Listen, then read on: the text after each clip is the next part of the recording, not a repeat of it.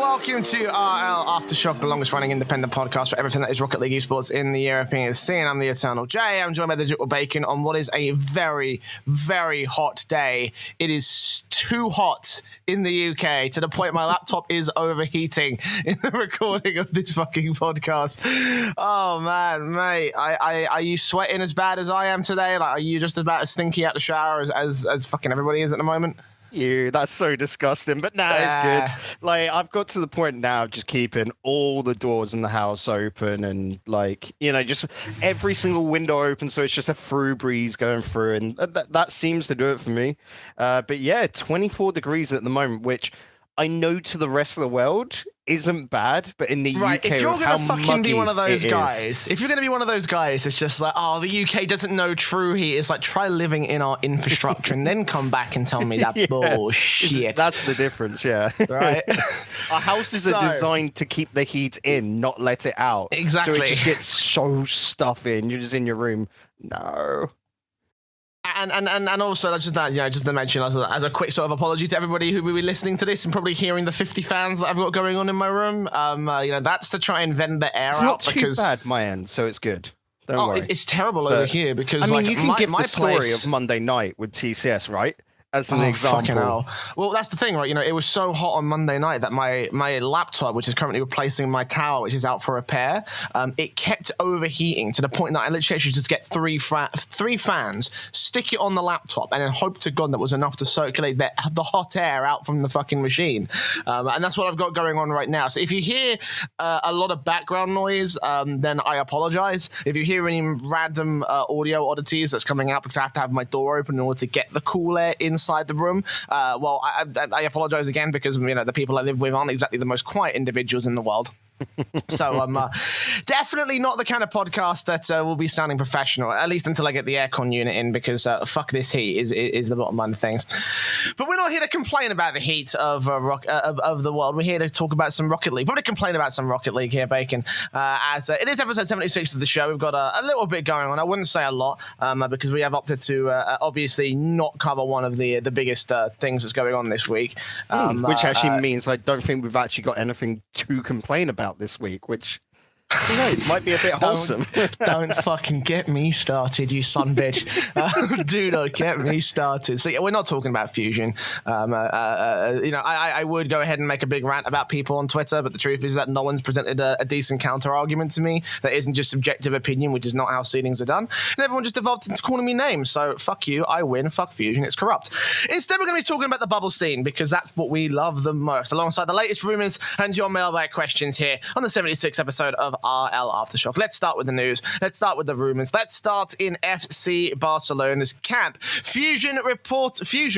Shift reported, I should say, that Barca have started trying out new replacements. I don't think they're very happy with Seeb as of right now, and they've opted to look into other prospects. The latest tout is Noly. We're going to be trying out with the Barcelona side, which has massive ramifications for the RLCS squads here. Yeah, so this was an interesting one. So straight up, Barca's going to be trying out everyone right now, guys. Noly's just the first one to sort of like make its name. The ramifications, though, to this, Jay, is, and we mentioned it way back before they even made this decision, Singularity benched Godsmiller. Now, we called this, and definitely I did way in advance, said, what are you doing? Because a team's probably going to want to pick up Noly. Like, naturally, and like, just going straight to, I can remember Blonders saying this quite largely, he's not as good as he seems on stats. He's one of those players which may seem a little bit inflated, but that's just because he's got a very impactful playstyle where he's continuously getting involved in all areas of the pitch. So it might be a little bit inflated. But right now, when you look at FCB, they're just going to be trying out anyone, and Noly is a good contender. Like, you've got a team that have already shown in the past that they can make it to Worlds, or at least up into that very high level. So why wouldn't Noly want to make that move? Which, if it does go through, let's just say, hypothetically, they go with him instead of anyone else, then that team, like Singularity, is going to have to bring Godsmiller back, and that's going to be such a weird case for them. I mean, we talked a little bit about how, trying to re-add players that you've already kicked is going to be, very fractious to the relationship and to the state of things. And for Singularity, I feel like that they made the wrong move too quickly. Unless Noly decides he wants to stay on, in which case, well, then that's going to be a bit of a prospect, which probably is the only real way I can see them coming out decently off the back of this, off the back of all these rumors. I didn't want to talk about the other side of things, though. Obviously, it could be a pickup for FC Barcelona. They could have themselves a hell of a player ahead of them. But once again, we're sort of stepping into similar sort of territory when it comes to this side. We talked a lot about how we just don't think the three-striker system works. It didn't work with Flakes. If you can't make it work with Flakes, then honestly, I don't see who the fuck you can make it work with.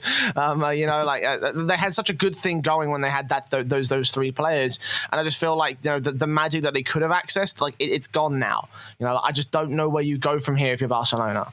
To be honest, I could see them realistically picking up someone that's from the bubble, because definitely Ronicky and Devo have thoughts about how they want to play. It seems like they're actually enjoying playing together as well. And straight from Flakes, they weren't playing the play style that he wanted. They were very much, no, this is how we play. That's why I'm not going to say was kicked, but left. We don't know what happened behind the doors. Just a mutual agreement could have been just it, So here, I'm fully expecting Barcelona to come out. Either they pick up a lad that's from the RLCS, let's just say, the rumored move of Fruity over to Mouse doesn't happen. I could see him going there because naturally, if you're in a case where you're a good enough player, you're wanting to play at RLCS because it's your living, you might just have to take that. And I think Barcelona is probably going to be a bit of a last choice for everyone. Noly trying out with Barca will just be like let's just see how it goes sort of deal, because rightfully so, every player should check all their options. But I think he'll stick with Singularity just because right now that team of Low, Noly, and Scrub is looking pretty hot, Jay. I'm going to have to say, that to me right now is one that could be a grower, because you look at those three players where they've all got aggressive personalities whilst also being able to defend. It feels like that's going to be a new sort of meta replacing the the Three Musketeers. Everyone can do anything on the pitch, but just with a slight more aggressive tendency, which would be good. But for Barcelona, right now with what's been going on with that org, what everyone knows how it's operated, it's probably a less favorable seat than many of the other teams in RCS. Yeah, and I think it's just in terms of that, unless FC Barcelona are throwing FC Barcelona salaries at these players, then there is no real reason in my eyes to join a team like this, just because of just how on paper they should be amazing and how terrible they really have been by comparison. They're an RLCS team, but these are players that should have gotten a world championship by this point. These are guys who have even, in some cases gone on, in the case of Alpha especially, gone on to be some of the best players in the world, even on the best team in the world right now, I'd argue. And, just to see that this is the way that this project has gone, it's like, I don't understand why anyone's wanting to try out with FC Barcelona, especially if you're already at a championship series level. As you say, that Singularity side has got a lot of promise behind it. I wouldn't take a risk on that if I was Noly at this moment. I'd roll the dice. I'd say, right, well, you got Scrub Killer. I think that was the one situation where we were like, okay, that's the one player that you can pick up and instantly make a team better. And it's like, well, you got rid of Gods, so now Scrub's here. Let's see how this will go. And I think that, as you mentioned, that the team composition just works much more better for this side as a result. I haven't seen any major threes matches, so it is still a big question mark surrounding that side. But, with the tryouts from the FCB side, I just feel like it's not a good idea for Noly at this moment. I don't think it's a good idea for FC Barcelona either. I just feel like this team has gone around in circles trying the same thing over and over again, and they've had flashes of brilliance, but there's always something that seems to get the better of them, Oh, yeah, definitely. And when we look at it, because I will bring up Fusion just slightly, Jay, and just say when they're playing with Seed, it was clear that they didn't really care for Fusion in that sense. They were just putting it in. A lot of orbs you can say that about a lot of fucking players, so Yeah, I'm just saying, we'll put that there. So this isn't a case of Seed had a tryout and now it's just like, he's not good enough for the team. Like I said before, he realistically wasn't good enough for a team. This was just a stand-in. That's what subs are there for. So right now, Seed will just go back to that bench role. And I think as a sub, he's actually a good quality because you look at a lot of what RLCS subs should be, and they are bottom half RORS, or at least capable players of that. Because realistically, anyone else is going to want to make that run for RLRS and then try and get into the RLCS, are they? So you can't get that quality up in a RLCS sub because otherwise they'd be trying to do it themselves, wouldn't they? So there, Seeb unfortunately got his chance there, but I'm expecting him to try and look I wouldn't call this a RLRS. chance. Like, let's be real here, okay? I mean, it's unfortunate either way. It's Because- unfortunate either way. So, for Seeb, obviously, I feel like he has been hard done by. But again, as we mentioned in the last episode, I don't see a whole lot of. I don't think we saw a whole lot of a future for Seeb in the context of FC Barcelona. Like, it's just too much of a jolt to the system with this squad, you know? Yeah, definitely. And I find FCB a really weird team as it is anyway, Jay. I mean, we always have said that. Like, with how it's run, when you've got loads of esports orgs at the moment that are currently there, with the layer, we'll go back to that and say they're, on the way out. FCB is one of those teams where that's actually not really phasing them. This is all marketing. This is just a strategy form. We know that with how the org takes prize money, and it's largely the players would, if they were performing like the world's best, they'd make more money than if on their own without FCB there, than if in this case. And it's a very stable salary, so that could be something maybe that Noly or any of these players from other teams could be looking at FCB and going, well, the base salary is good, so there's less stress there to perform, and I can just have fun, which is a whole different area of Rocket League. I mean, we'll get onto that with our third talking point in news, because fun is a major factor to actually playing well, isn't it? If you're not enjoying the team you're playing with, then you can sort of wallow a bit, can't you? Yeah, but I think we'll see how this plays out. Obviously, it is the report of a rumor of a tryout, so it's not really anything massive to go off of at this point. It's all speculation on our part, so we'll see whether FC Barcelona do decide to pick him up. Moving on, another team still looking for their third is BDS, obviously coming off the back of the big ClayX drama from last week. They had Nachital standing in for them. That didn't work out for all that long, and now already we're starting to hear some rumors about who they're going to pick up, and apparently they've been trying out Kash as of late. So okay, I'm actually kind of a big fan of this, to be honest. Like, I actually kind of like the prospect. You don't sound like you do at all. No, I'm on the opposite end of just like this ain't a thing. Like I said with Barcelona, all the teams are going to be trying out everyone. Kash seems to just be the village bicycle at the moment and is trying out with everyone. But that's a fair point because he's a bit of a hot commodity. You look at Notorious Legion from last season and Kash was the big performer, wasn't he? So naturally, Sorry. What was that? The village bicycle? Yeah, everyone's wanting to have a go on him, it seems. And that's absolutely fine because he's a good player. And you can't say shit like that.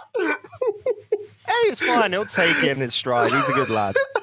Fucking hell.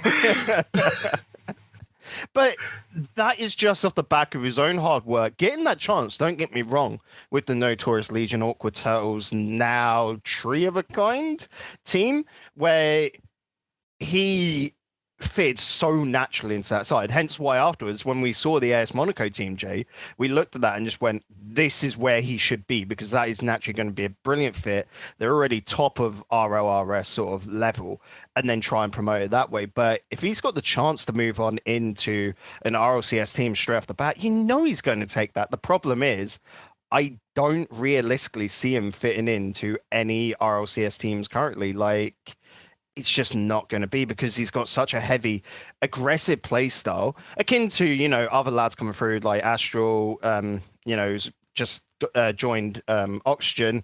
You've got Joris, who's currently a hot topic, of course, and all of that. It just feels like that's a very set role, and they can be very interchangeable. But the thing is, they're so crucial with the current meta of Rocket League, and it depends on the other two players on the team. And where he's moving on into a team like BDS, which we are very much a free man, heavy aggression Spanish team. I don't think it's going to work so much, but who knows? I mean, I kind of look at this and I think to myself, I think that Kash has got a lot of room to grow, to be honest. For my money, certainly, I feel like he's he's a player that's still very, very young. He's still got a lot of opportunities to adjust his play style to fit in with teams like the BDS side. I think that his tryout with AS Monaco, like, you know, it was always a bit of a weird one because you know, him standing in for that one tournament was, you know, just was just like, you know, it was a bit of a throwaway thing. I feel like, if I recall correctly, they didn't even make it out of the spring series qualifiers due to various reasons. Runner-up position. I think it was. Yeah, they came just behind Canyons, which in fairness was a Canyons move. But in fairness was a pretty deep run from Canyons, all things considered. But for that team, like, you know, I think it really proved that Kash could do something, because AS Monaco were the bottom bitches of the table previously, and Kash comes in, they actually make a runner-up run in the qualifier. Like that's not a bad lot of prospect. I think that Kash has got a lot of potential, and for BDS, you know, they're a team that's on the rise. I think that you kind of need to get themselves. I think they need to find a severe upgrade to ClayX, and I don't think Kash is necessarily that upgrade, but I could see potential in him being able to grow into that into the role that I think BDS really need him to play. Yeah, and it just comes down to, realistically, that for me, this seems like a little bit of taking a risk with Kash, just purely because he's only had one season in RLRS. So him to just instantly go into the jump up is big. Don't get me wrong, we've already seen, like, you know, Aztral jumping straight to Dig.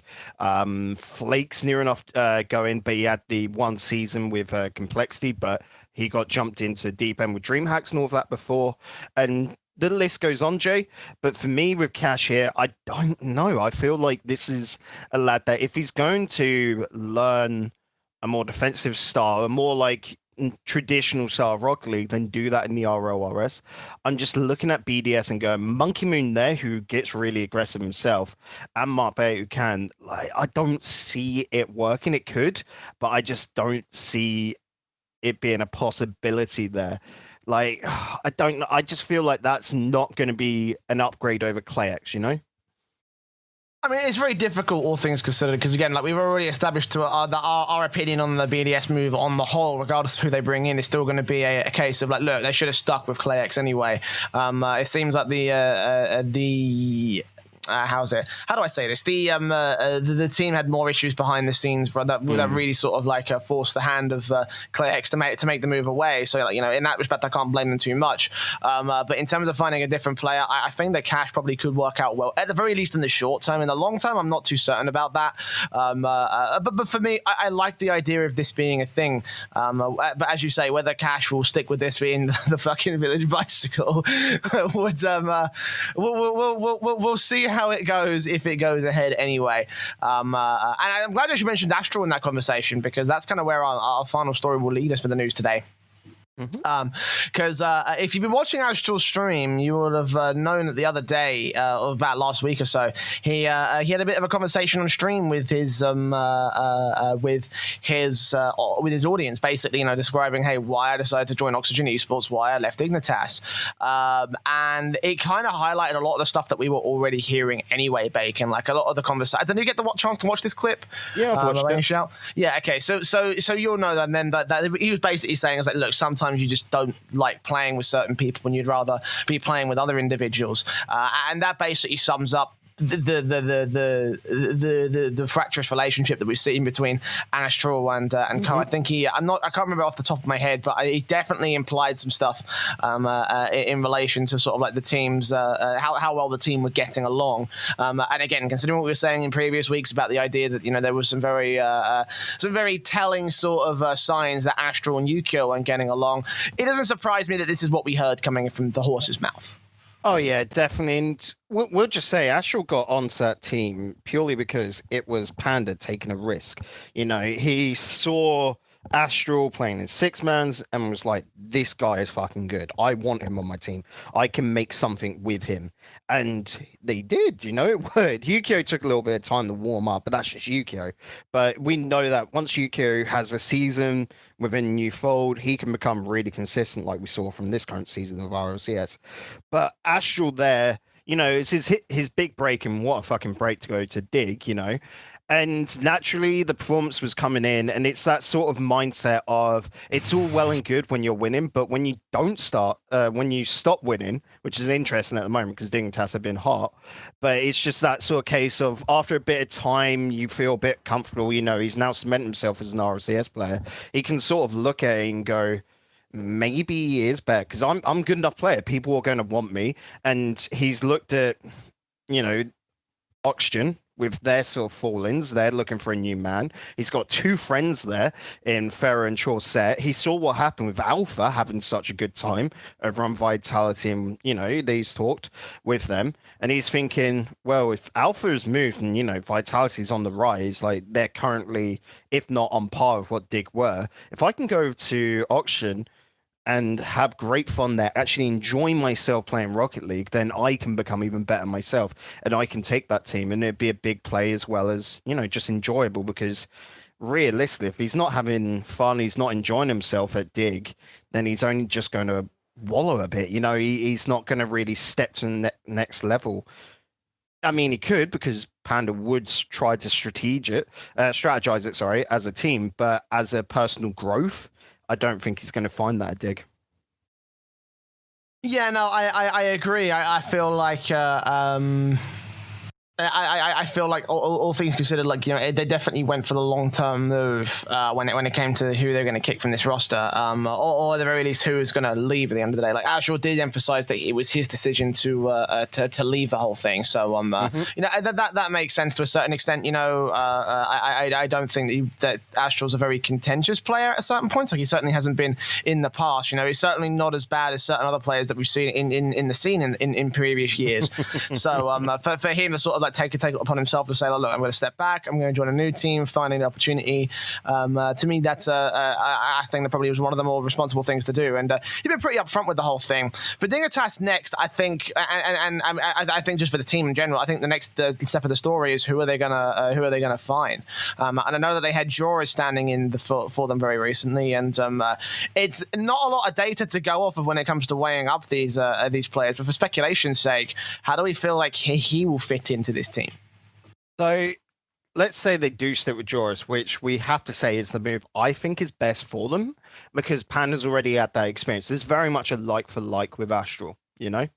So when they saw that, and I'm wondering if Jay's going to hate me for picking up, you know, Fusion, but that's the only tournament we've seen Joris in this team. That day one, I'm going to say, was abysmal from them. They really struggled. Don't get me wrong. Look, man, I don't think you can accurately sort of like weigh up the Fusion results because of the fact that fucking, because of the fact that, you know, basically you're talking about best of ones in all formats, essentially. You know, there's no connecting, you know, series together. Yeah, no, this is where I was going to get to. That day was abysmal with the 2s and 1s. Aspect of things, but their wins came from freeze. Don't get me wrong, Stormtroopers took the second best of 3 away from Dig, but Dig first won their first best of 3 against Stormtroopers 3-1. You look to day 2, and they really improved, stepped up as a whole, but one thing that definitely didn't step up in day 2 was their freeze. So it's a bit of a weird area. They're very inconsistent. Dig at the moment, which just to me seems like they're growing. It was a trial, and right now, if I am going to look at Fusion, it would purely just be at the freeze, purely for the interest of these teams right now, because you look at Fusion, Jay, and they've got a lot of good RLCS teams in there, or at least the teams that are trying to improve. They're taking this seriously, and it's going to be an interesting one. Just see with these new lads coming on through. Let's just say Scrub over on SNG.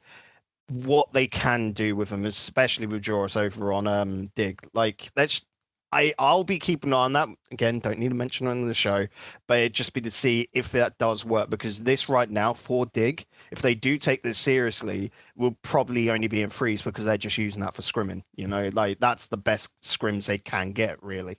Remember that part where we said, hey, we won't be talking about Fusion at all on this show?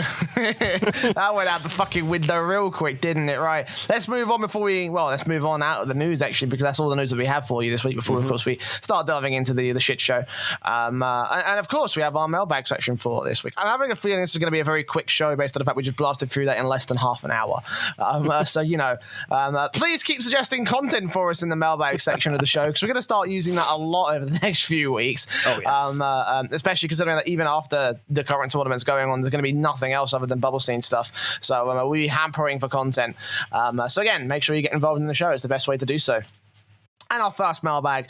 Of course. You can get involved in the show by going to the Discord link in the show notes and video description of every single episode of the podcast. Join our community. Our community nights are now in full swing, so you can, of course, get involved in Jackbox, Rocket League, CSGO sessions, and all the like. We had a very interesting Jackbox session this past Friday evening, where I ended up ordering a fucking t-shirt from one of the designs that was posted. More information on that in the Discord if you want to get involved as soon as it arrives at my fucking house.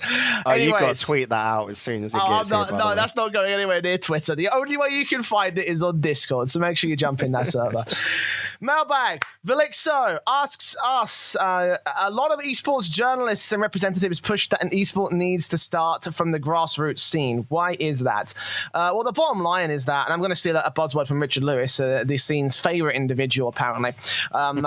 You cannot force an esport. You just can't do it, right? Overwatch League tried to do it. It failed. CGS tried to do it back in the mid-2000s. That failed. You just can't force an esport into existence unless you support its growth endemically and, genuinely. You need support from the ecosystem, and you need support from the lower levels in order to build those talents appropriately, right? And even as an established esport will learn, as Overwatch did very recently, is that you need a lower level circuit in order to allow talents to grow and become the next stars. And that's the same thing with Rocket League. That's the reason why we keep hampering on, let's have more divisions below RLRS and not just a single day qualifier to see who the next teams will be in the rival series. Because if we have that circuit of officially Psyonix to supported sort of tournaments, then we will have a lot of content, a lot of things to consume for people who are hyper interested in Rocket League like we are, the super fans, and even the casual guys who, they might not have a championship series, but if they're in the mood for a little bit of Rocket League, they can, of course, tune into the Open series, for example, and see, well, hey, everyone's talking about this Joris player. Let's see what he could do. Oh, wow, he's a really fucking good guy. And that way you can build a storyline within the context of one circuit and allow that to develop into the upper levels of the scene. You need to have that constant feeder of teams coming through. That's the reason why Counter-Strike is so popular and why it's so big, is because you've got a constant you've got a constant flow of new talents rising up the ladder each and every day, and you can follow those guys if you're so inclined to do so, and that as a result enriches the stories of the players that are currently competing at the top end of the scene. That's the reason why I love Counter-Strike so fucking much. Oh, definitely. And you'll see that then that's going to be the method that's going to be embraced by Valorant. Everyone's talking about Valorant at the moment. It's because what Riot's doing with it is great, and you won't see that come into effect really straight away. Jay, you must remember, everyone, when Riot said, we're just going to let third parties run it for the first year or two, everyone's a little bit going, oh, but then they're just step in, sweep it all up. Well, naturally, that is sort of probably going to be the case, but that's because they want their community to figure out what they should be doing. It's all led by what the players are starting to build up, what the orgs want, and let that get set in place, and then they can also then set it up and really bolster that, isn't it? I will say that, even though I do not like Riot's approach in terms of just, taking everything as theirs because of IP rights and shit, because, I feel like, there are some significant flaws into how that hurts the esports ecosystem. I also believe that, it's part of the reason why League of Legends is so successful, and the reason why Riot are so smiled upon as being one of the greatest esports tournament organizers in the world is because, their scene didn't, they didn't force League of Legends esports Esports. They let it grow naturally. ESL and DreamHack and all these guys, they ran the first tournaments. They created it to be what it is. And yeah, right, swooped in and basically stole all of that. But they also they allowed it to grow endemically to the point where it's been able to last for well over a decade at this point.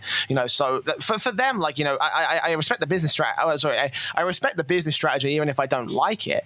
But that's the reason why it fucking really baffles me the way that Psyonix are going about these things, because they don't allow grassroots tournaments to be of significance. They do not link those in to their rival series stuff. They do not allow like major tournaments to come up because like the truth of the matter is that teams are way past the $5,000 limit when it comes to championship series. Like, even rival series teams are way past like the $5,000 limit. Like, you won't find a $5,000 tournament that has rival series teams unless they're playing for scrimmage or fun. You need to be able to upgrade things and allow the grassroots to grow alongside the top end of the scene, and that's just not what we're seeing here in the Rocket League That's the scene. biggest reason why, when we look at TI Fusion and all of that, and yes, they're counted as like majors as such. I think TI actually just got downgraded to a minor because it was only 25,000. We're not using the major minor system anymore. We're using the SABC. Yeah, but I'm just saying, like, because they were the biggest things going on, it's expected of the teams and their orgs actually saying you've got to play in these because they were the biggest things to do. But realistically, and the players know it, it's not worth their time. And so that's something that's shown as a little bit of a problem going on there, when those tournaments realistically should be aimed at the RLRS players, because that's their sort of second showing. And definitely online tournaments are RLRS, like they should be taking every single one of them. With the RLCS teams, their main focus should be RLCS, of course, and then LANs, because they're just more prestigious and they're trying to win all of those, whereas online is a little bit for them. Like, of course, at the moment, they'll be playing the online tournaments because you don't really have a choice otherwise. But after all the current climate, they'll be looking at online stuff and just going, not really, I can't be bothered, it's not worth it for us. And that's just a problem with the whole scene, and definitely third party, like we said, going forward, not just grassroots. Yeah, and and just on the point about grassroots tournaments as well, like tournaments like Fusion and TEI, like under any normal sort of circumstances, considering the fact we have $1 million top end league, like these would be considered like C tier tournaments in a normal esport, where again you wouldn't be having your vitalities and such, your vitalities and your dignitases and such competing, and you'd have some of your lower level organizations competing. And like I'm thinking about right now we have a tournament going on called the Hellcase Cup in CSGO. I got the chance to work the qualifiers. I might end up working more of it later on down the road. But it has a baseline prize pool of $10,000, right? And that's like and that also includes a little bit of crowdfunding that goes out on top, but just a baseline of $10,000, and it's like that tournament right there is being able to attract some of the lower level sort of squads. Like no major sort of like a main sort of a tournament sort of system is currently also no sort of main sort of like big squad from some of the major tournaments is competing in this. Like I go through the list of teams, and it's like you've got Endpoint, LDLC, Sprout, Excellency, Prosto, Hard Legion. We've got the Nars Vincere Junior side. We've got Secret. These aren't big teams in the grand scale of Counter-Strike. And you might recognize some of those names from Rocket League. You've got an academy team in there straight away, Yeah. That's it. And so let me see if I can find a better example for you, actually. So I can... because just about in terms of like prize pool equivalents for Counter-Strike, so I can... hold on, loot bet... But just on that note as well, Jay, like when we're looking at and we're asking for that third tier with Psyonix support, again, community run, we'd say the money there isn't what's important. It's just putting the infrastructure on in, because the players aren't making a living off it. They know when you're at that level, you're just not making a living. It's fine. But it's just more putting the infrastructure in, putting serious competition so that they can grow and then display their skills, whilst also just giving a route to the RLRS so that there is possible to grow up. But okay, so this is a better example. This is a better example for me. Loot Bet Season 5. I actually managed to work this tournament, so it was so great. $30,000 prize pool. Now, I'll list out the whole team list for you right now so you can get a generalization of exactly what kind of level we're talking about. 2115, great star. AGO, Harvu, Hellraisers, Heretics, Team Secret, Namiga, Nordavind, Pact, Prosto, SJ, Team Unique, Windstrike, Wisdom Krakow, Skade, and Isako Boars.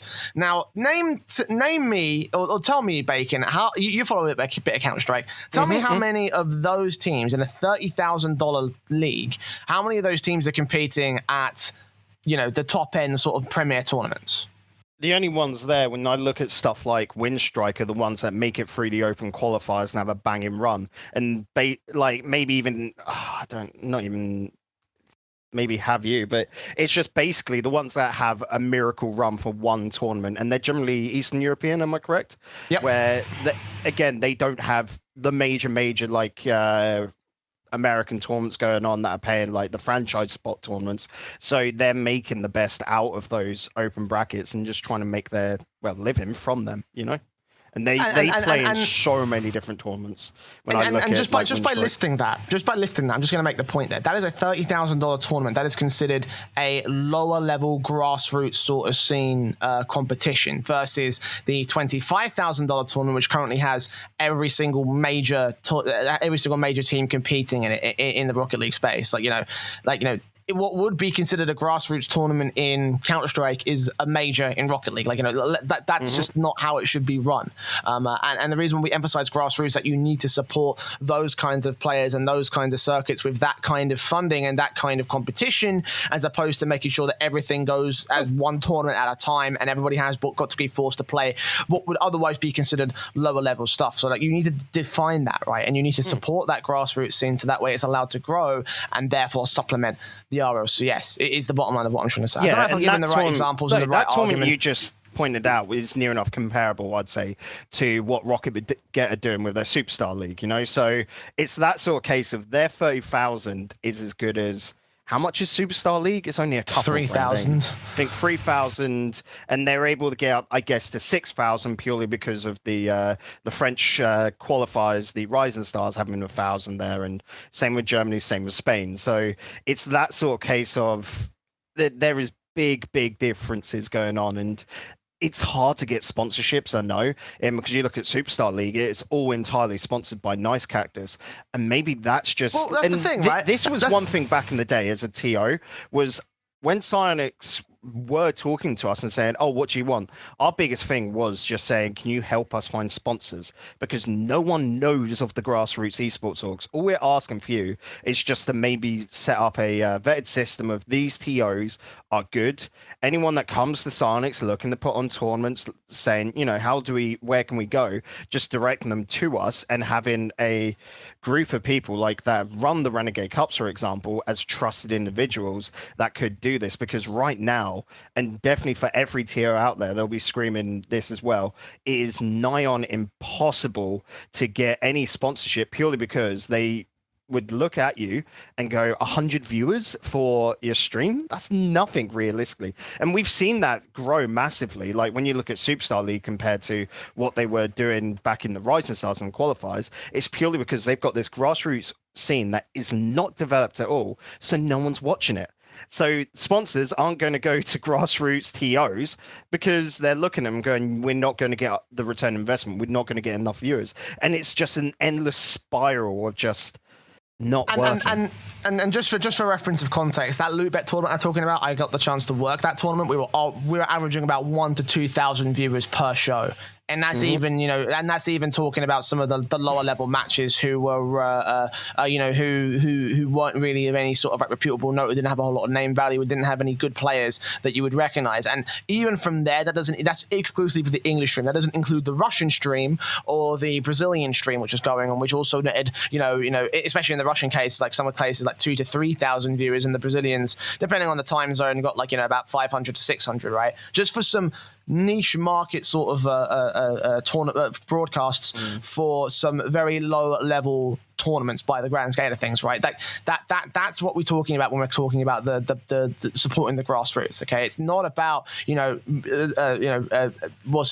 making prize pools sort of line up. It's also about the level of viewership you get, because as you say, it is hard to get sponsors. And I will say, by the way, that I don't think the Psyonix need to create whitelists and shit and try and get people to, like trust certain tournament organizers. But I do think that a lot of TOs, they banked their business strategy based on the support that Psyonix had promised them, and then they never received. So in that respect, I can sort of sympathize with a lot of the cases, even if I don't agree with them in that way that community TOs support things. But, you do need a business mind to get these sponsors. But even then, when you're also limited by the $5,000 rule, what can you really do? That's what we're talking about when we say support the grassroots. Give them, unlock the gates for a little bit and see where the scene goes from there, because it's one of those things where it's it's not a direct money maker, the bubble scene and the grassroots scene. You will lose money by supporting that, but you will make it back by enriching the scene, and you will make money down the line. That's the whole marketing system of esports, and is a loss leader to gain you further money later down the road. And that's the thing. That's the mentality that baffles me about Psyonix. But we've got another thing about that a little bit later on, so I don't want to get into that in a whole lot of detail here.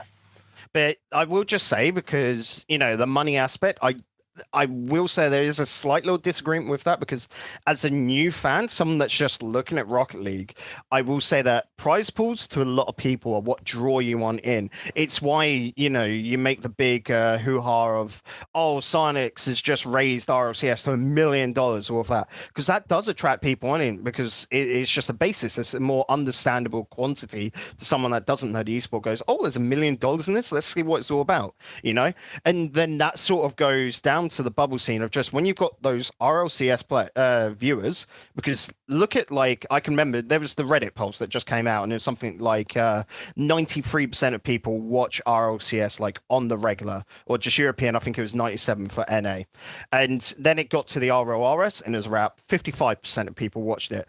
Going down towards the very low end, and you're getting into below 30%, just purely because the interest drops down.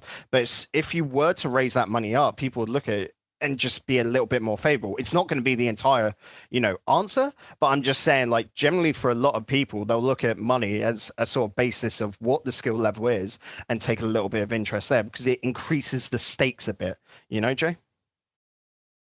Yeah, and there's a whole bunch of solutions that we could present about how you'd be able to support this. Obviously, you mentioned about creating tiers below those divisions. Obviously, we saw the esports button come into play for Fusion recently, and I'm talking about Fusion again. Which, to be honest, that would be the best fucking start right there. For a start, let's begin by giving Rival Esports an esports button for the B stream of the Rival series, guys. That's where we start from there, but there's more to that than there's that conversation. I think we'll delve into that. I think in one of our later big sort of breakdown topics later. Sorry, go on. Sorry, instead of having don't get me wrong, the esports button is good, but how about having just an esports section in the game? How you've got the news that comes up and is very rarely ever changed on the far so you're talking in Counter-Strike, where you have live matches and it gives you a breakdown of all the big tournaments, and HLTV provides their API to allow you to see everything that's going on. Yeah, I understand what you mean. Yeah, definitely. So just having an esports tab there, so you press Y to hide it, you could just press Y to change over, hide, go back to the news, Y again, just cycle through on the far right. But then it could even be as simple as just a little calendar to see what's going on. Like you said, maybe having a built-in stream of the currently highest viewed one, whatever, but just some way for people that don't follow Reddit, don't follow largely the Twitters, Wikipedia and all of that, to actually see lower end content outside of RLCS. Just getting it out there. And that's all Psyonix really, I would say, have to do to get a massive interest built in the grassroots. And it just stems from adding one little tool just there that's in people's faces, because we know Rocket League is heavily focused on just casual. the esports, even just the esports button, right? A stream from Johnny that would have gotten 3,000 viewers because of the name value of the big level sort of RLCS teams got nearly 20,000 people watching this. That button makes a shit ton of difference just off evidence alone. You think about how much TEI got, and then this stupid gimmick tournament got sixfold the viewership. Like, you know, that's the level. That's the level we're talking about when it comes to the esports button. It's just like, you know, you don't have to force it down people's throats, and you don't have to go about the idea of buying embeds, which, by the way, I'm pretty confident it happened at this point. You know, I'm pretty confident that story was 100% legit. You know, like, with everything going on and all this sort of stuff, it's like, you know, you take a look at the way the esports button works, and just support us more through that. No, don't even have to add like an esports section, even though that would be absolutely fantastic to engage the audience. Just like something really basic like that, you know?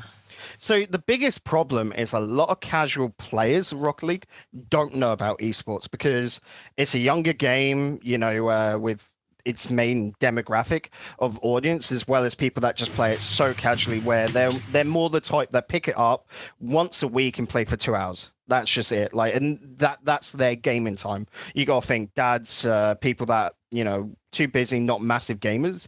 But using the example of one of my mates, his roommate, who's like, I'm going to say it's like bronze or silver, something like that. And he just plays it very casually on, I think he only owns it on the Switch and that. But as soon as my mate introduced him to the RLCS, he got right into that, and it was just like massively full on because it's such a spectacle especially when you've got a game where you're playing it and you look like arse compared to those pros, because those pros are fucking amazing. It's the same as football, you know, when you look at those and go, how on earth do you score that? How do you do that? And that is such a spectacle to so many casual players, where it's all about the amazement, the wanderlust to it. And I just don't get how Psyonix aren't capitalizing on it, because, again, you've already got it just with one button there, but then also making it more accessible to, like, you know, showing that lower level of, like, this is how they started to get to pros. It just brings up such a desire for people then to go, I could reach that and start building up, because realistically, that's the audience you want. Those are the people that grind out the game, are buying the esports items, buying the in-game shop items as a demographic. They are, I wouldn't say your whales, but your hardcore enthusiasts are the ones you want to build as a developer, aren't they? So it just seems like, for me anyway, in my head, that it's all a, you know, rotating cycle that's only going to improve Psyonix's revenue, only going to improve their product, and they're just not taking it. It's bewildering. Yeah, I mean, we could go on for this for hours. I think I will add like the idea of creating a grassroots circuit and how we do it in like a big sort of discussion topic for one of the future weeks. So I'll definitely note that down. And thank you very much, Velixo, for your question. It is such an interesting topic to delve into. So we definitely will revisit this at some point soon. Anyway, moving on. Dex asks us, how would you structure a tournament if the gimmick was a mixture of game modes? Obviously in reference to Fusion and how we do things. Well, so let's outline the problems with the Fusion format, okay? Especially in the qualifier, because the qualifier was basically, you know, you play 3v3, 2v2, 1v1, and then the loser of the 1v1 gets to decide what the next game mode will end up being. And then the loser of that next matchup gets to decide the final game mode. So that's basically the way that the system works. The reason why this is stupid is because, number one, it tests 2 versus 2, which is not an established game mode, especially in Europe. In America, I guess you can make a point. But as well as that, they're all best of 1 results that you're going off of, and then combine those to somehow create like a best of 5 overall. And it's like some CGS level of bullshit. You know, like it just doesn't work, you know, and it proves itself not to have worked here in the Fusion tournament from my perspective. So the first thing I do is I just separate each tournament. You know, like, I think that the point system that Johnny has in place is capable of working, but like you need to separate a 1v1, a 2v2, and a 3v3 qualifier and run it like that, because this team battle shit just didn't work. Like, it just did not work. So that's basically the way that I do things, you know, just like separate them in and then combine those brackets to give those points out, and then see who comes out with the most points at the end of it. And there you go. You know, like, that's just the way that I do things. Yeah, and that's how I would do it if it was, you know, 1v1s, 2v2s, 3v3s. If you were to say, let's bring in Rumble, let's bring in Drop Shot, then if I'm going to do anything with that, and let's just say it all has to be within one bracket, it'd probably be make games 1, 3, and 5 your normal 3v3, and then 2 and 3 being your 2 and 4, sorry, be your off cuff, whatever you want to say, other game modes, like I said, basketball, hoops, snow day, rumble, drop shot, whatever, where the losing team at the time can then pick to try and bring it back up. So it's sort of following a little bit like Johnny's idea, just more sticking to 3v3 because that's got to be your core, you know? Yeah, and again, that's just the short and thick of it. Like for me personally, I'd separate them into different circuits. Just like have your 1v1, your 2v2, and your 3v3 circuit. I mean, even then, I don't even see what the value of 2v2 is. I hate the game mode. I absolutely just think that there's nothing to it. I think that a lot of people end up confusing it for 3v3 because of the fact that, it's a completely different mindset, really. It's a completely different mindset, and I just think that in 1v1 at least gives you like the mechanical skill to be able to carry that into the 3 system, and I can respect that and I can understand that, but 2v2 just offers nothing. It just doesn't offer anything in the grand scale of esports for me. And every time I watch a 2v2 tournament, I can tell that people are just not interested. Like even from a broadcast and casting perspective, like everyone just sounds bored off their arse, just like, yeah, it's a 2v2 tournament, no one actually cares, no one really gives a damn. It's like, okay, just cut it out of the scene at this point. Just 1v1s, keep them, sure, I can respect that, but just 2v2 doesn't make any sense. If you're going to run a 2v2 tournament like this, just separate it into a different bracket. And I think that basically covers up the topic very quickly, unfortunately. Yeah. It's that case of different game modes are hard to get running in an esport where there's only one mode for an esport. That's the thing, right? Despite all the bitching and whining that I've been doing over the last week about Fusion, it's such an easy fix to make. So I don't understand why people are standing by it so bad. Obviously that doesn't excuse the conflict of interest, but it's certainly the fix for most of the formatting issues could just be fixed with one simple change. And it's just make the qualifiers just straight up 3v3 and then split out afterwards. That's the gimmick there. That's how I do it. I wouldn't even say that. No. Just make it so you have 3 different qualifiers for 3 different game modes. Just leave it there. That's the most fair way of doing things. That way you're not basing any sort of scenes off of, also whatever. Means if your team didn't make it on through in the 3v3s, you can still get into the tournament in a different game mode, which is a lot of 2 second chances, so a third chance as well, actually, which for a lot of people, especially when you're trying to bolster the community level or bolster the bubble scene, gives them a lot of extra chances, and you'd actually be able to see the best of each different game mode.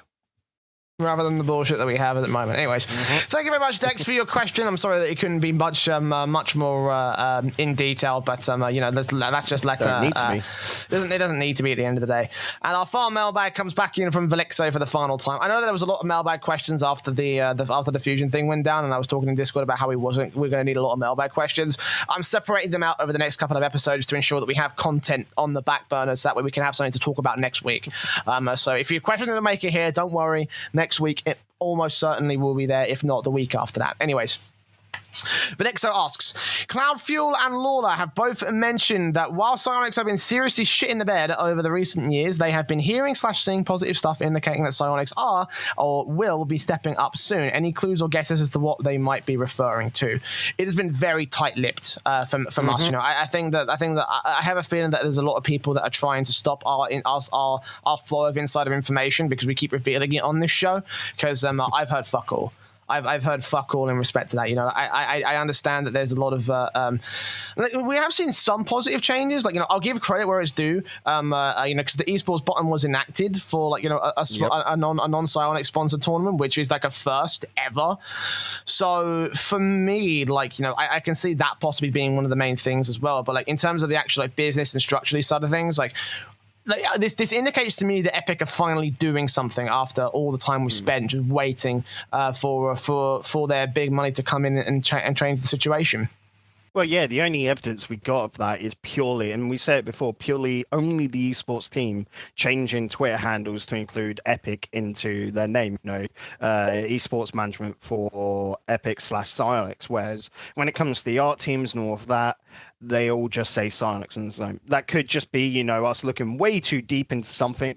But generally, when it comes to very company and very vocal community-based games and that, you can look into it, especially when it was all of the esports team changing over to there. So that just felt a little bit more like maybe Epic has brought the esports team in-house and they're having a lot closer interaction with that. I'd imagine that would have probably stemmed due to Corona, where they're suddenly like, okay, shit, we need to change this up quickly, and they might have not believed in science to do that on their own. So that's where we're hoping. The only ones. Yeah. The only difference right now that I can see is a big positive, even though, yes, Spring Series wasn't handled the best, but actually giving that out to DreamHack to run, and that would have probably been a very quick little turnaround as well, we have to say, like, compared to what Psyonix did previously. And it's more the hope that maybe bringing more third parties on, of course, we're not saying giving the trust over to the community, but putting stuff over to DreamHack, might be ESL as well, trying to give other companies a run on the big main stage of things, like allowing this coming from Johnny Boy to run Fusion. Maybe we'll see maybe Red Bull will come on in with something big. Maybe I'm trying to think of other big brands. Monster, just say another energy drink. Coca-Cola's trying to get into the esports space still, So there could be many different areas that could come on in. But at least they're making changes. The esports button for me is a massive step forward, Jay. And I'm just hoping that could then be extended to other, not officially run by Psyonix, but given the blessing tournaments. I mean, again, I feel like you don't even need the blessing at this point. Just like fucking, just make it so just make it so we can run all the tournaments outside of having to get fucking Psyonix approval, and then you'd be good. Mm. But like that again, there's a lot of things that could happen when it comes to this. Again, we don't have a whole lot of insights because of the fact that everyone has been very tight-lipped, and we've been getting very little information, especially during a tournament. So like it's a very tough sort of ask, like asking if we have any clues or guesses. I am hoping that it is that this is a case of like fucking, hey, let's let's get Epic involved, because again, as I mentioned last week, for me that would be the most ideal sort of scenario if Epic just came in swinging their big dicks about, slamming money on the table and developing the esports circuit, because like they have loads of money. Fortnite is a money printer, for God's sake, and they've got cash to splurge. They gave away GTA 5 for free the other week. If you have that much money, then surely you can spend some over towards Rocket League esports. That's the way that I'm seeing things. But in terms of actual, that's different. That's like business deals, because you look after it. This next game up, and that's currently going free. I mean, when but you're telling me that 2K would just give away GTA 5 for absolutely nothing? Come on, come on, Bacon. No, I'm just saying, like, that's different. They're not like, of course, Epic would have to pay, but who knows? GTA has always made its money from the online people buying those shot cards. Are they? Yeah.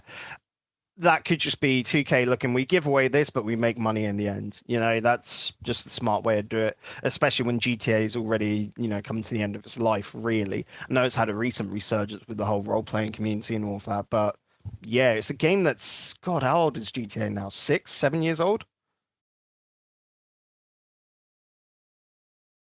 I think that's...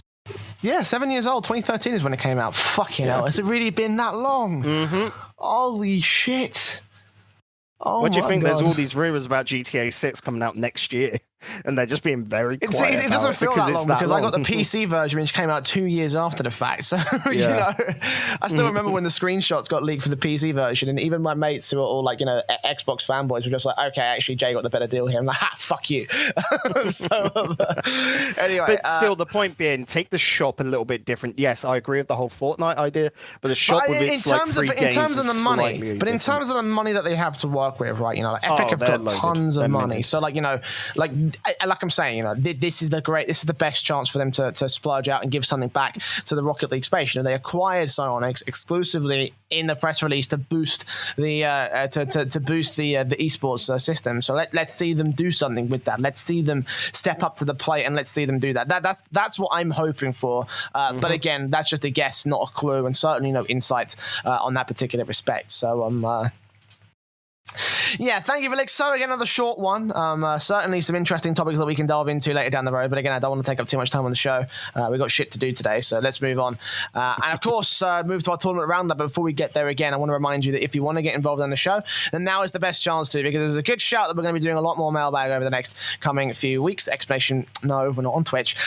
Go to the Discord link in the show notes and video description of every single episode of the podcast. Join that Discord server. If you haven't got a Discord account, sign up for one. Everyone's using it these days. If you're not on Discord in the esports industry, you're fucking nobody. So go on, get involved, start off with us in your Discord experience, and go ahead and send us a question in the Mailbag channel. Get involved in our Aftershock community nights, which should be returning on Friday evenings, so make sure you're getting involved in that. It might switch about when we come to see Rival Series, when Rival Series begins in the next season, but for now, on Fridays. And again, send your questions for the next episode of the show. Right. Tournament roundup. A lot of people might be asking, if you're not covering Fusion, what are you covering? We're covering the bubble scene because we love the bubble scene. It's a lot more legit. It's a lot more pertinent to what to the actual topic of conversation, off the basis of, hey, it's actually a tournament rather than a gimmick shit. So yeah, I figured we'd delve into a couple of different tournaments. Obviously, Rising Stars will be shown off at the latter end of the show because obviously Group A had its matches taking place yesterday. So we'll get a chance to talk about the movements as of late in this over things. Oh, no, never mind. Hold on. We got breaking news, apparently. What's this? Yeah, Extra and Ignite are are now free agents. Okay, so this is being recorded at 1:30 in the afternoon on Wednesday. So, let that timestamp when we actually started the recording of the show. I think this came out about an hour ago, but this was me just double checking like we do throughout the podcast to check for this sort of thing. And yeah, AS Monaco seems to have released their roster, which I guess is understandable, Jay. Well, I'm trying to find the tweet that says it specifically. End our first Rocket League chapter, Extra Ignite and Tigre. So are they going their separate ways, or are they going to stick together as a team? Like, that's the problem. The AS Monaco tweet has been taken down. So no, it hasn't. Hold on. No. Send you it real quick so you can have a look-see. I mean, they've also got the press release on their website. And then, and end of contract. There you go. So what, did they just choose not to re-sign, or did AS Monaco just say, fuck it? I would imagine it's them saying that they don't want to re-sign AS Monaco being because they're a little bit worried. Probably taking a bit of a, currently with Corona and all of that, just cutting costs, and this is a good area to do it. Makes sense. Healthy esports space, ladies and gentlemen. Yes, that's going to be the end of AS Monaco then. Well, I guess that sort of like throws out the Kash contextualization right out the fucking window. Mm-hmm. But I did want to. I did obviously want to talk about the team itself and again where the players are going to go, because it's not obvious from this whether or not AS Monaco will be whether or not the ex-AS Monaco players will be playing together in rival series. Obviously, they got relegated pretty bad. We kind of suspected this would happen because it seems to happen with every single tournament and with every single team that drops out from the RLCS. But was there really a hope for this team to be able to do anything in rival series tournaments? Oh yeah, definitely. Like when we look, if let's say Extra and Ignite had stuck together, we know Tigre's off that roster, but yeah, like we said, what we saw with Kash was really promising. Like from that level, they were best of the RLRS sort of caliber, So we'll just say that this team is definitely not done. Extra and Ignite, Extra's still definitely at RLCS level. Ignite to me seems to be struggling again with confidence, and so the RLRS level, he just absolutely smashed it out of the park because there's less pressure there. So as harsh as it is, if we're in a proper esports system, Jay, that wouldn't be a problem, would it? Being top of the RLRS would be amazing. You're 11th team in EU. That's not bad at all. But it just comes down to, with the current system being what it is, there's not much interest for esports orgs to pick up RLRS teams other than for that one season to pay them 2 months of salary. And then, if they promote, good. If not, we'll just drop them. No harm. Yeah, I mean, I just kind of hoped it would stay together for a little bit of time. I would have thought that they would have been able to make a run back into the championship series because they did top out rival series last season. So Yeah, I'm not shocked. I'm not surprised. Again, it falls in line with other patterns that we've seen before. But there you go. You know, AS Monaco out of the scene for the time being. They did pull the Fnatic though, and they did say, "Oh, we'll this is not the end of our tenure here in Rocket League. We'll set up. We'll focus on our efforts on setting up a team for the next season." Even though that's exactly what Fnatic said, and they are. I believe that from AS Monaco, because I just see AS Monaco as being one of those teams that I'd be happy to pick up an RLRS team again, but they're just not happy to pay salaries for, a few months, to pay the salaries for June, July, and August when they can just drop the team, find the best team coming in September, and pick them up then. That just makes sense to me. You're not going to splurge and just throw cash into the toilet, for when there's nothing happening in the off season, really. Well, there you go. That's the breaking news story here for the AS Monaco side. I wish we could have included that in the actual news segment, but alas, here we go. Let's get back into our tournament roundup. So, Rising Stars will be coming up a little bit later today. We did want to zone in on the Iberian League, though, because obviously we love our Spanish guys. Those guys have been looking pretty respectable as of late. Again, taking a look at the Spanish Rising Stars. And Iberian League is another one of those tournaments which is sort of not too dissimilar to the likes of ESL Spain. This one is more about the Iberian sort of like a region of not just Spain, but also Spain and Portugal. Spain, Portugal, and what was the other? There was another region as well. Another country. I can't fucking remember. But the bottom line is that's sort of like general area. Morocco, but yeah, probably Morocco. Yeah, but just sort of like that general sort of area of competition. So I wanted to zone in on this tournament because obviously we have some names that we've talked about in great depth as of late, and certainly I did want to zone in on this tournament and follow it out for a little bit. We're going to be talking about a lot of grassroots in tournaments and leagues over the next couple of weeks. And so definitely be sure. Morocco, sorry. Okay. Anyway, so. We haven't covered this tournament before, so we'll just give you a generalization of where we're at right now. So far, we are 4 weeks into our 7-week round-robin group stage, which ends with a 4-team double elimination playoff bracket at the end of the tournament. And so far, the standings are as follows. Canyons up the top end of the table at 4-0 on their tournament board. Only 2 games lost out of the total of 14 played so far. EC4 pulling in the second place position at 3-1. And they're tied up with SUPRMODE and FTW also at 3-1 for those final top 4 placings. A total of 4 game difference separating these 4 squads. Los Hombres de Paco in the 5th place position in that elimination zone, currently tied up at 2-2 on their series board. GTZ Bulls at 1-3, and We Them Bots and Infusion Gaming down at 0 and 4 respectively at the 7th and 8th position. So let's talk about Canyons, because obviously we would expect this team to play out this kind of tournament and think, hey, they're going to be the dominating force. And I will say that I'm glad that they haven't fallen into the trap of thinking that this is going to be just a cakewalk and they're not going to take it too seriously because it is a bit of a shit tier tournament, even though that's exactly what they did with Superstar League. So I'm glad that they're having a bit of a change of heart and figuring things out for this team, and they're entering a number of decent bubble scene competitions. And again, they're taking them pretty seriously. Oh yeah, definitely. And this is one where it seems like Canyons are probably trying to, after the shit with Superstar, well, with Rising Stars, it feels more like this is them trying to regain a bit of community favor, like trying to repair their name, and they're doing a good job about it from what I can see. So big up the lads, knowing where they went wrong. And here, when you look at them, when it is a Spanish league, when you've got a largely Spanish team as well, like this is good to get your name out there, try and look for a Spanish sponsor that also wants to pick up an RLCS team RLRS team. This is a fantastic way to do about it because you see so many different Spanish orgs and Spanish football teams trying to pick up Rocket League teams because it looks like good community engagement. And so good on Canyon showing that they're still up the top of Spain.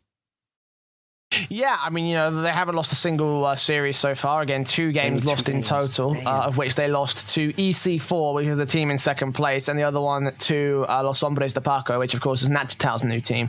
So, I think some respectable results from them in their own right. And again, those are only single game losses to those sides. So, it's not exactly like they've been losing series at any one point. I mean, they've certainly been proving expectedly that they are at the top end of the bubble, at the top end of the tournament, I should say.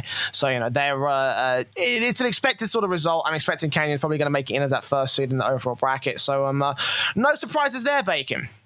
Oh, no, none at all. But looking through this, for me, Jay, the big surprise here, EC4 coming out of, for me anyway, nowhere, dude, and getting really, really good results. I'm looking at it right now, and don't get me wrong, a lot of these games, they've had an easier run, but still to take down GTZ, WMB Bots, and Infusion Gaming. I know they're currently the bottom 3 teams, but just EC4, again, these new lads to me, and it's quite impressive, and this is why we love the Spanish leagues. It's just seeing new talent come on through, I was going to say, actually, EC4 have been getting a ride pretty well, obviously. As I mentioned in the breakdown, they're tied up for that 2nd through 4th sort of placement between them, SUPRMODE, and FTW. And all 3 of these teams are separated by a total of 4 games difference, with 3-1 on the record books. But as you say for EC4, they have been taking some victories against the lower level squads, as you mentioned, WMB Bots and in Infusion Gaming Esports, which does hint to the idea that they may actually end up being just a little bit less stronger than we actually initially thought, and they might drop off when it comes to facing the rest of the teams. They still got to face off against FTW, they still got to face against the Paco, and they start to face off against SUPRMODE, who are the team that are literally a game behind them in the rankings. So for EC4, I feel like some of it has been counterbalanced to a certain extent for me. In general, actually, I wanted to talk about this little tie that we've got going on in that region, because we've seen a lot of SUPRMODE in the Superstar League. FTW currently have Sack, who you remember from the TCS Esports League from season 1. He's found a new squad of players who I won't lie to you. I'm not too familiar with these players. Just keep an eye on Bruno. He's good. He's, for me, he's one of the best up and coming Portuguese players, because this might be a little controversial, Jay, but Portuguese players don't have anything on Spanish players, it seems, in Rocket League. They're just not up to the level yet. But Bruno, I'm excited to what he can do. Okay, well, certainly him and Sack have been doing some decency to get FTW up to position here. They are the team in the rear end of the field. But I think all in all, just looking at this tie-up, we're kind of expecting SUPRMODE to be able to take over position.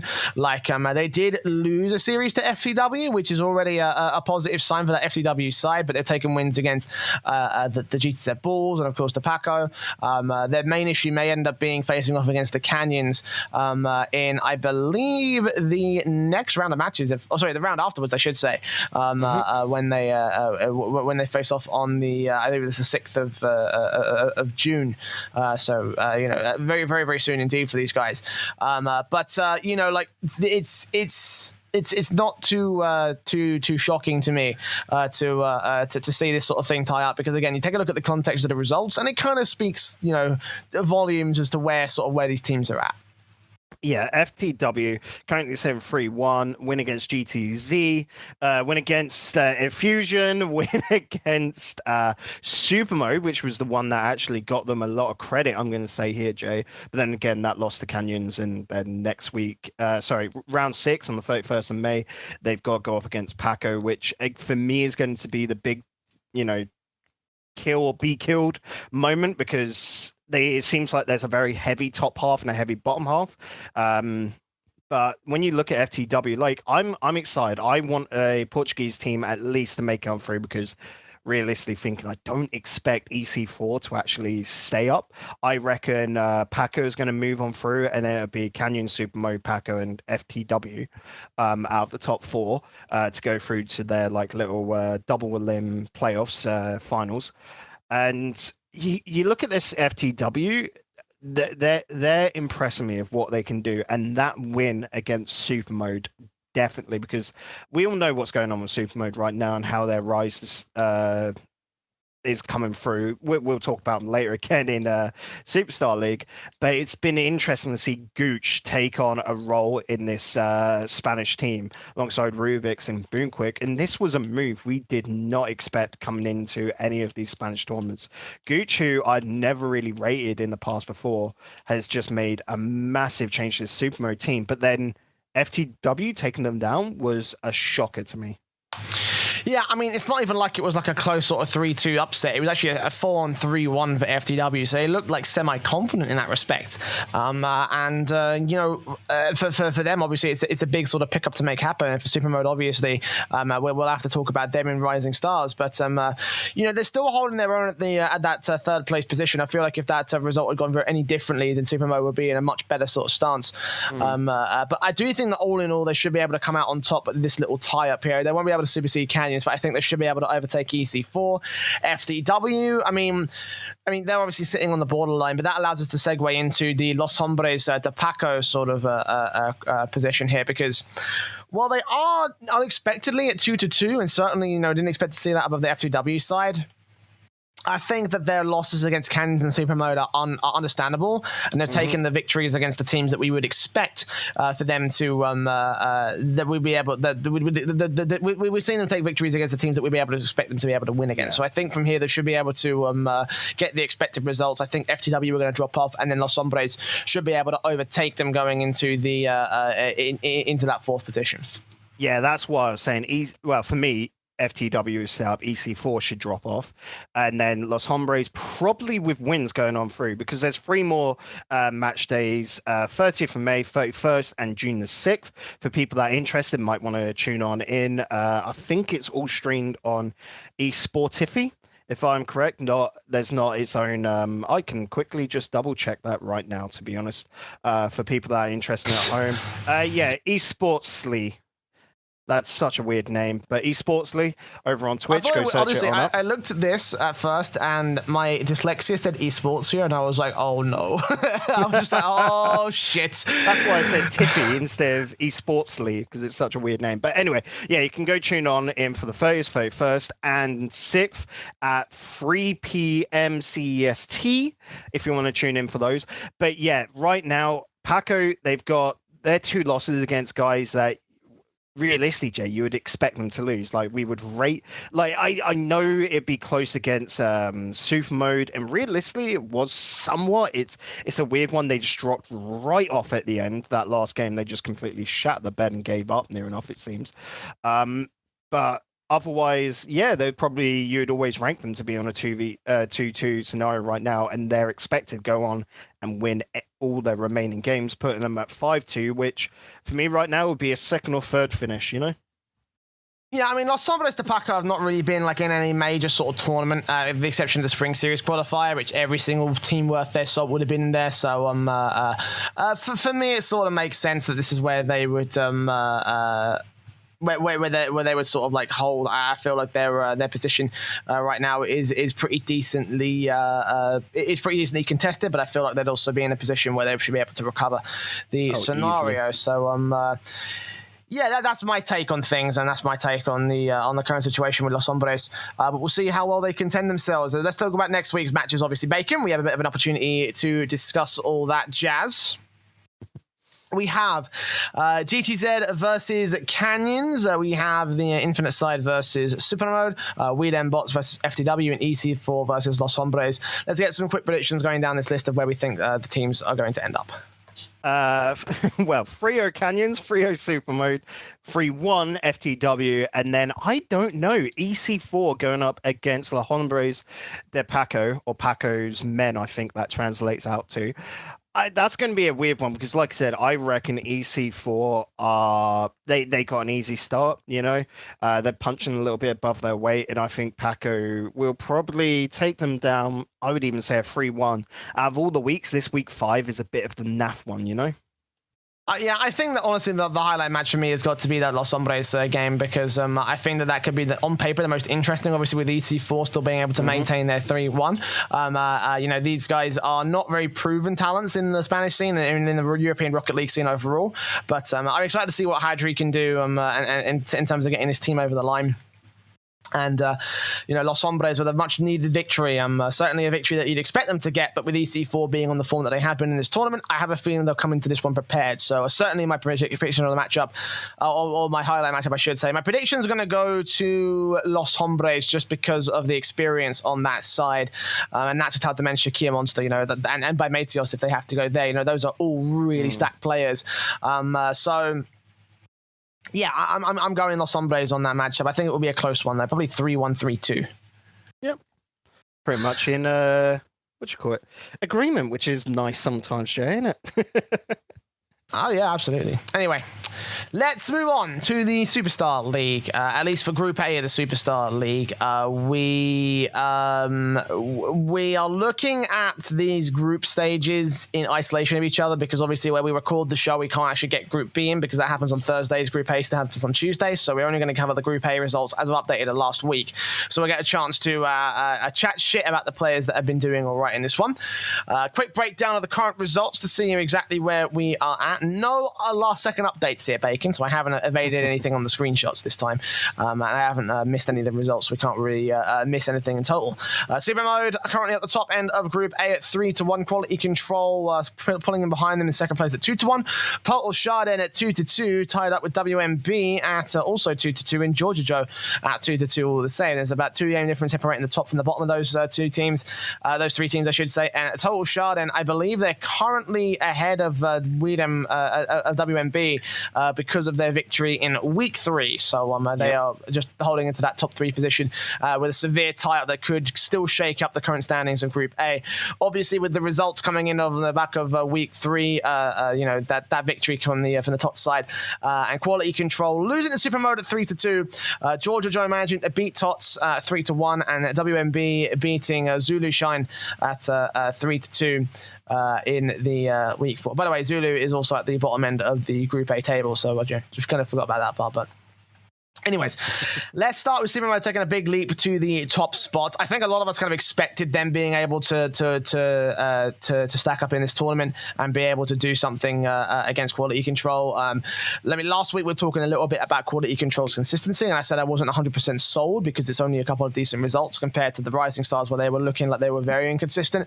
And I think that this result against SUPRMODE really proved it because not only was it a reverse sweep, it started with a 6-0 game 3 to SUPRMODE. So certainly not the most confident sort of stances from Quality Control, for my opinion.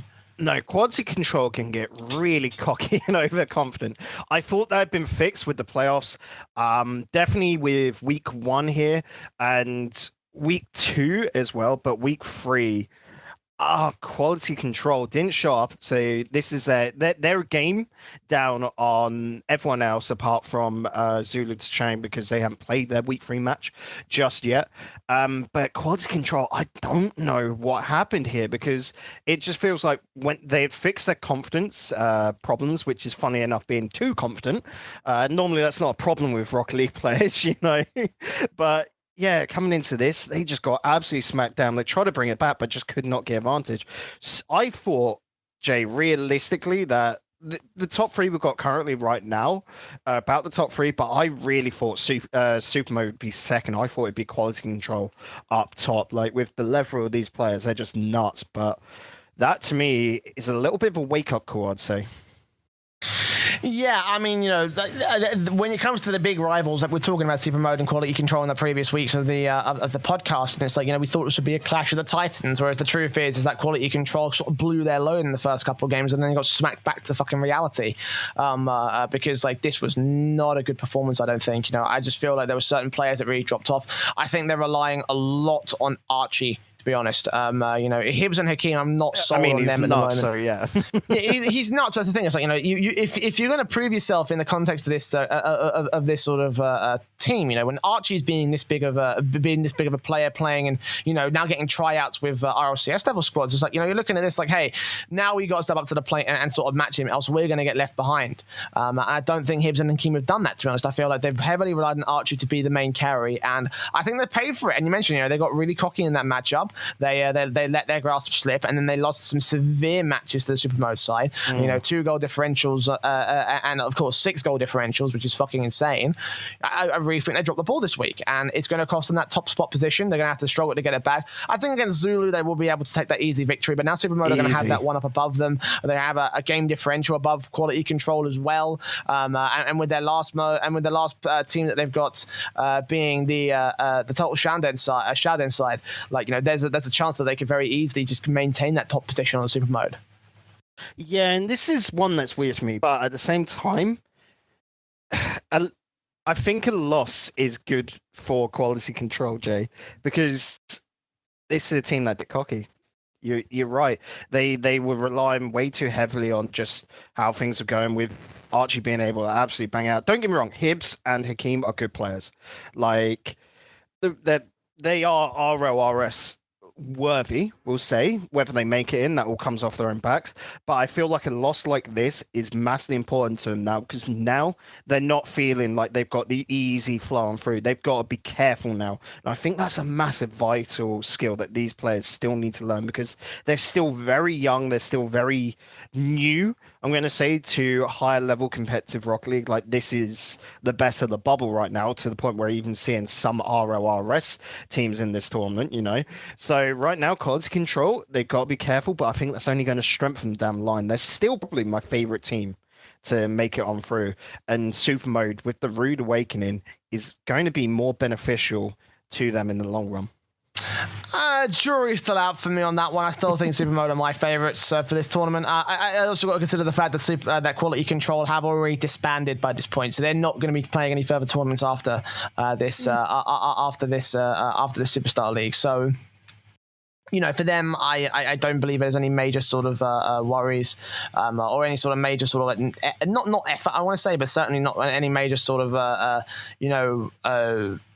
Actually, I think effort is the right word for this one. It's just not a major amount of effort being put up by these guys, because we already know that Archie's going to go ahead and get some major opportunity. Hibbs and Hakeem are going to have to try another opportunity later down the road. And for me, it feels like that right now they're just sort of just cruising by at the moment. And again, that result against SUPRMODE kind of sort of supports that point. But I digress. Anyways.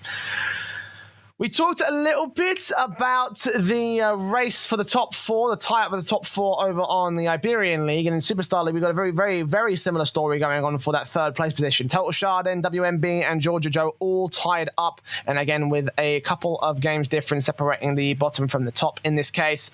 Let's start delving into a couple of these guys here, because we've seen some good wins from all squads. In particular, Totalschaden, I think their win against I keep calling them We My Boys.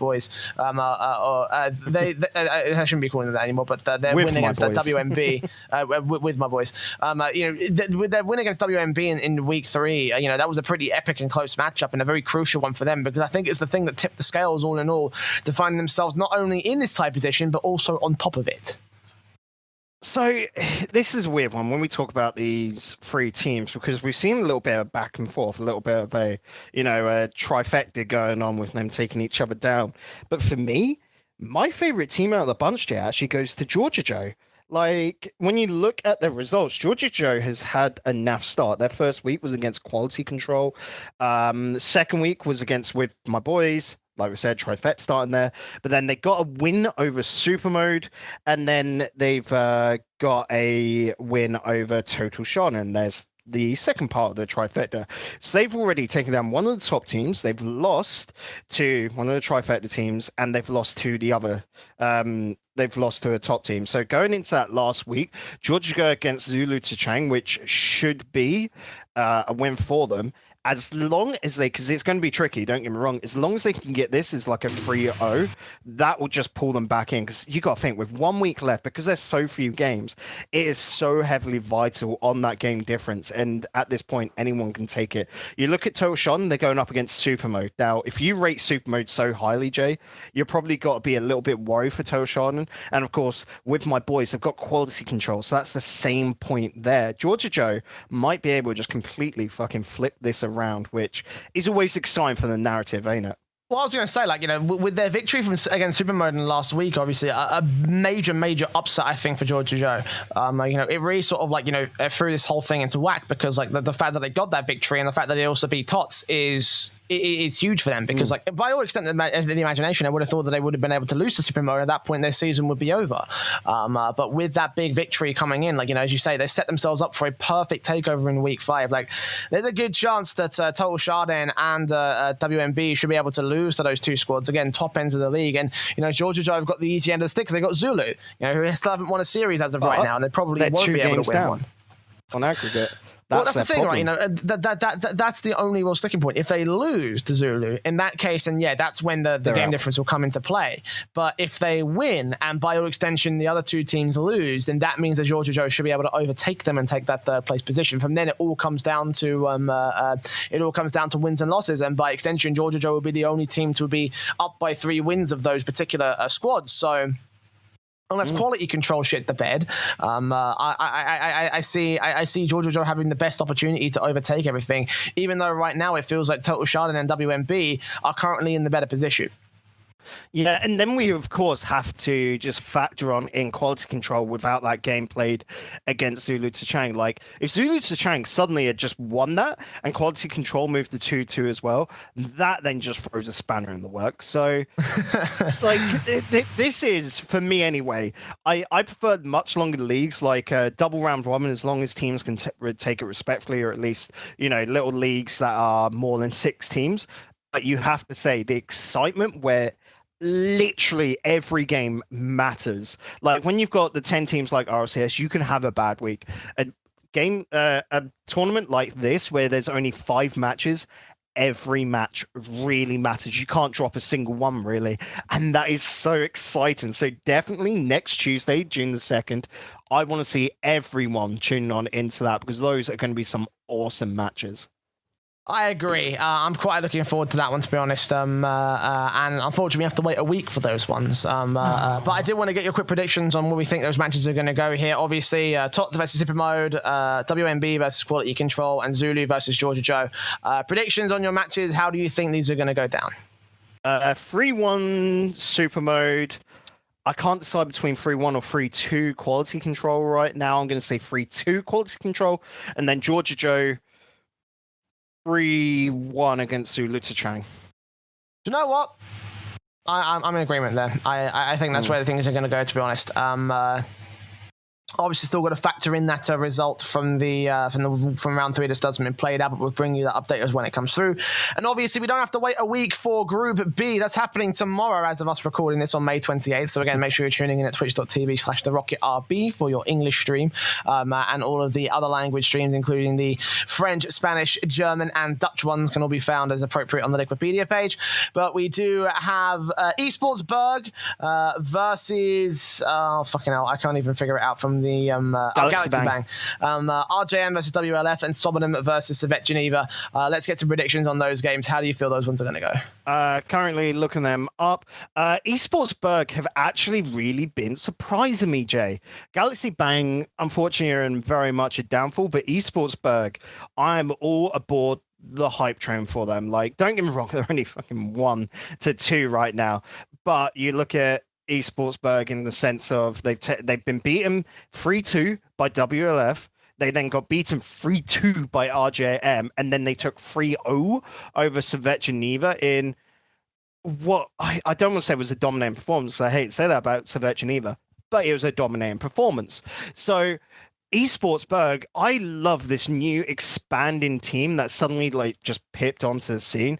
And for me anyway, I've been loving Eckhard and Lil Fox on that side. So I'm aboard that Esportsberg hype train to just absolutely fucking smash Galaxy Bang, I reckon, on that. Let's say 3-1 there.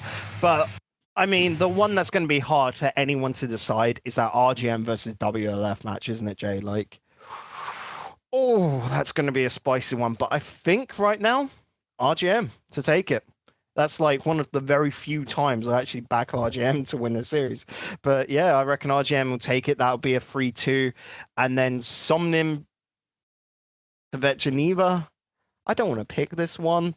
But some of them just seem to just, have that little thing going for them at the moment. They're on a high. Servette Geneva are in a very weird state because it seems the way they play is by, backing up Batu. And Batu's going to be the main goal scorer, which does not work for Servette Geneva realistically. But I reckon some of them are going to take it. Servette just, they've been on a bus with square wheels in this tournament, it seems. No, I have to agree with most every single point there. I've been very impressed with the Berg. They've been fucking amazing. Galaxy Bang, on the other hand, they've bottomed out of the league. I thought they would be hot shit coming in out of the Rising Stars, but of all the Spanish teams currently in play, they've certainly been the big letdown for me. So Berg, I'm all aboard their hype train, as you mentioned. RJM and all their hype train as well. I don't think WLF are, even though they're good in the context of this tournament, I think in the context of anything else above them, like they should get smashed. And RJM certainly are the team that should be able to do that smashing. And considering that these two teams are also 3-0 in the group, this is a big match for both of them. It's going to be a very important one. And obviously, someone versus Servette Geneva, I'm also agreeing with you. I just think the Servette Geneva have not worked since the end of the rival series. They didn't work in the rival series, so hey ho. But some of them should be able to take over. I think it'll be a bit of a close match, but 3-1 at best for some of them. And that will basically wrap up the Superstar League. That'll wrap up our tournament roundup, and that'll wrap up our show for this week. A much shorter one, so for those of you who've been getting used to the 3-hour extravaganzas that we've been putting out for the last 3 weeks, apologies. But when you choose not to cover one of the only tournaments we have right now, that tends to happen, to be honest. Yep, that is unfortunately the way. But we're sticking to guns. We're realistic. We're not saying it's not happening, Jay. That's it. We're just saying we're just going to stick to our view. And no, I'm saying the tournament's not happening. That's going on. That's fine. We're just saying morally, I guess ethically, I often definitely ethically. It's ethically, not morally. We're just saying right now, just because we don't agree with it, we won't, as such, shun it anymore because we just don't want to talk shit. We're just going to not talk about it. And there you go. That'll wrap up the show for this week here, Bacon. A lot to look forward to in the next week, obviously. Especially when it comes to bubble scene tournaments. We'll be looking into other bubble scene tournaments. If there's something that you want us to cover, then I recommend getting on the Twitter line at RLAfterShock, and we'll see if we can take a quick look-see at it of its own right. And again, make sure you're following us, of course, on the Twitch page as well, twitch.tv/RLAfterShock. We've got a plan to try to get us back on the Twitch streams and back on the live shows. It might not be the common sort of shows you would be able to expect because Bacon's a busy little bitch that can't be available in the evenings like an absolute fucking prick. Sorry I've got a life and you don't, buddy. Wow, what a cunt. Again, so that's twitch.tv/RLAfterShock. Hopefully we should get some shit going on. Of course, join the Discord. No, not exclamation mark. I keep saying exclamation mark Discord. Why do I keep doing that? Show notes in the description of every single episode of the podcast. Just follow that Discord link. Join our little community. Ask a mailbag question. Get involved in our after hours community tournament. Community game nights. That would be funny if we went to some community tournaments. Holy shit! Imagine that going down. We just get. I think we'll have a good time with that one. But I digress. And of course, you can watch the podcast or listen to it on YouTube, Spotify, iTunes, Google Podcasts, TuneIn, and most other audio distribution platforms. You can go to anchor.fm/RLAfterShock to find your favorite platform or request your favorite way to listen. And that's going to do it for us here. Any final words from you, Mr. Bacon, before we head off for another week? Not really any final words, just a little bit of a shout out over to octane.gg because loving that. Have you seen their graphics they've been putting out on Twitter, Jay, and just highlighting results, highlighting stats and all of that, and then making the move to also highlight the stats of the Ketsen Cup over for Asia and a lot of these other community leagues and that, and it's just hey, big thumbs up. That's awesome, dudes. Yeah, and nothing funny this time, interesting enough. So there you go. Just wholesome. Just wholesome and whole. I think at this point we need a lot of wholesomeness in the Rocket League scene, but we will definitely be there to kill that on the next episode of RLAfterShock. To that point, though, I've been the Eternal J. This has been Digital Bacon. Well, thank you very much for watching and listening, and we'll see you next week where you can brace yourself for even more of the Aftershock.